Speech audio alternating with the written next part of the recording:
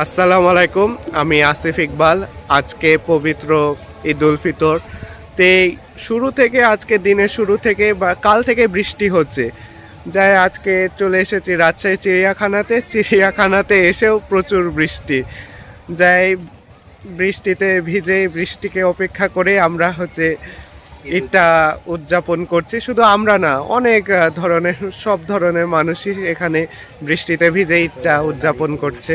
ফুল গাছে ধরে সেদিকে তাকিয়ে বিশাল উচ্চতা ডিঙিয়ে লাফ দিয়ে বলেছি রে আনো না হলে যাব ছেড়ে